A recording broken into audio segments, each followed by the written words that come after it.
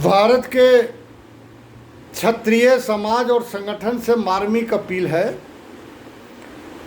कि क्षत्रिय अधिकार न्याय मोर्चा के तत्वाधान में और भारत के महान संतों के सानिध्य में 30 अक्टूबर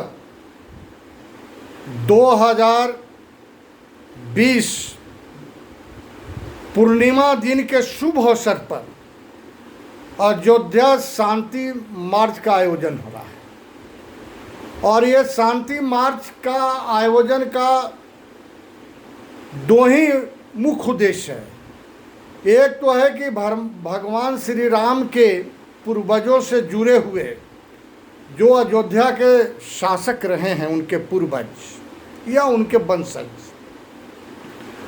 उसके लिए श्री राम जन्मभूमि क्षेत्र परिसर में ही सूर्य चंद्र मंडप का भूमि पूजन होगा, ताकि भगवान राम से जुड़ी हुई जितनी लोगों ने योगदान दिया है उनका यादगारी के लिए एक मंडप, क्षत्रिय सूर्य चंद्र मंडप का भवन वहाँ बनना चाहिए। दूसरा हमारा अयोध्या शांति मार्च का उद्देश्य है कि हम एक श्री राम जन्मभूमि तीर्थ क्षेत्र कमेटी में, ट्रस्ट में हमको 51% भागीदारी चाहिए और उस भागीदारी की आवाज़ हम उठाएंगे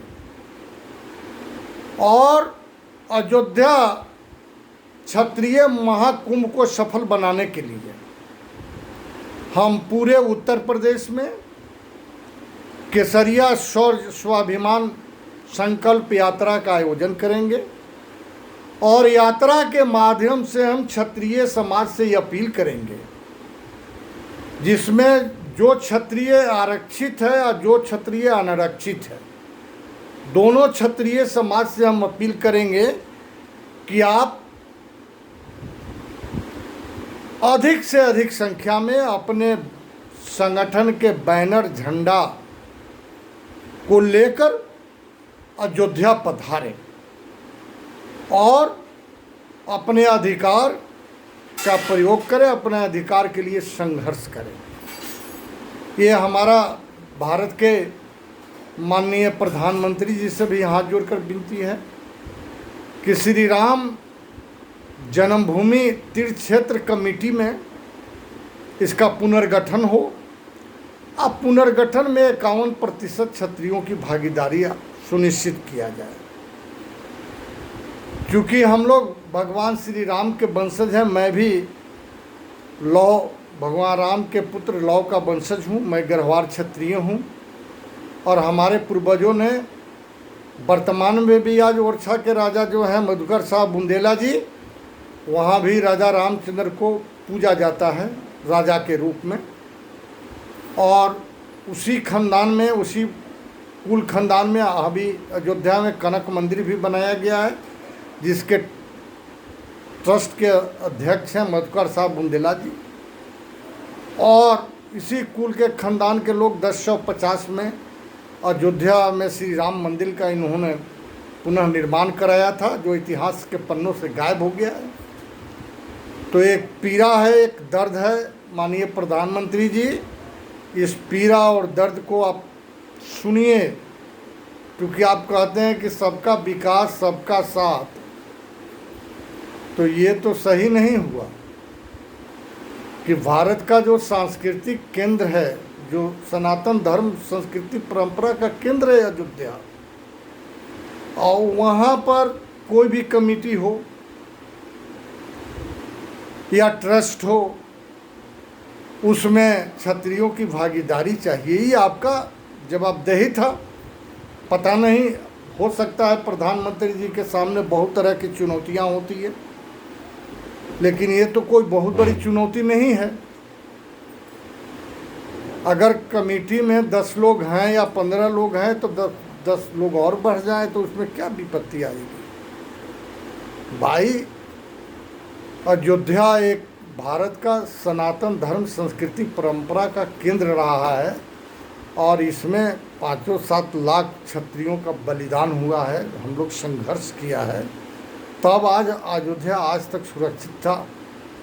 नहीं तो अयोध्या से ये सारे जो ने बड़े बड़े संत अभी जो माला जप रहे हैं हनुमान जी का और राम जी का, अगर क्षत्रियों का बलिदान नहीं हुआ होता और 70-80 युद्ध नहीं लड़ा होता तो आज ये माला जो जपने वाले घंटी डोलाने वाले लोग जो हैं ना, आज वहाँ कहीं दिखाई नहीं देते। ये तो क्षत्रिय समाज का जो बलिदान हुआ है, त्याग हुआ है, संघर्ष हुआ है, इसलिए आज अयोध्या में हम सीना तान के कहते हैं कि श्री राम की जन्मभूमि है। और माननीय प्रधानमंत्री जी, आप पुनः श्री राम जन्मभूमि तीर्थ क्षेत्र ट्रस्ट का पुनर्गठन करिए और क्षत्रिय समाज को भी इसमें भागीदारी दीजिए। ये आपका दायित्व बनता है। देश के प्रधानमंत्री हैं, मालिक हैं। जब आप भारत सरकार कोई कार्यक्रम बनाती है तो फिर इसमें किसी सामाजिक संगठन को नहीं बुलाना चाहिए। इसमें आप सिर्फ 2-4 संतों को लेकर आप मंदिर का भूमि पूजन करते, इसमें किसी को कोई परहेज नहीं था। आपने एक भी क्षत्रियों को आमंत्रित नहीं किया। भाई मेवाड़ भी आपका विरोध किया है, जयपुर भी किया है, आपने किसी को नहीं बुलाया। तो ये कौन सा तरीका है? इसलिए क्षत्रिय समाज क्षत्रिय अधिकार न्याय मोर्चा के तत्वाधान में हम अयोध्या कूच करेंगे और उसमें हमारा मांग यही दो ही है कि भाई भगवान राम से जुड़ी हुई जितने ऐतिहासिक तथ्य हैं उन तथ्यों को वहाँ शामिल किया जाए जो भगवान राम के साथ थे संघर्ष में। और जिन लोगों ने अयोध्या पर शासन किया है उनका भी कोई मंडप होना चाहिए। भाई आप कैसे बता पाएंगे कि ये भगवान राम के ही वंशज के 73वां पीढ़ी में गौतम बुद्ध भी हुए हैं? भाई कैसे आप कह सकते हैं कि भगवान श्री राम के ही पीढ़ी में गौतम बुद्ध हुए?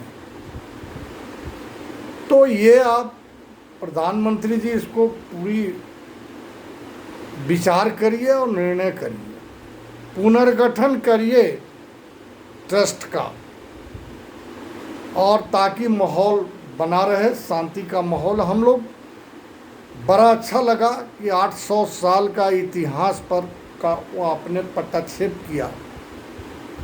मैं आपको माननीय प्रधानमंत्री जी को मैं दिल की गहराइयों से, आपने जो कदम उठाया है, ऐतिहासिक जीत आपने जो हासिल किया है, उसके लिए भारत के तमाम क्षत्रिय समाज संगठन, अखिल भारतीय क्षत्रिय महासभा के तरफ से हम आपको बधाई देना चाहते हैं कि भारत में ऐसा कोई माई का लाल हुआ जो भगवान श्री राम के मंदिर का उद्घाटन किया, भूमि पूजन किया।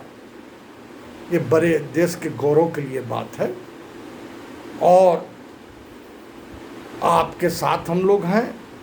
आप निर्भीक होकर, निडर होकर निर्णय करिए। राष्ट्र हित में जो भी कदम हो उसमें आप निर्णय करिए। और आपके सामने जो चुनौतियां हैं वो आप जितना जानते हैं उतना समाज नहीं जानता है।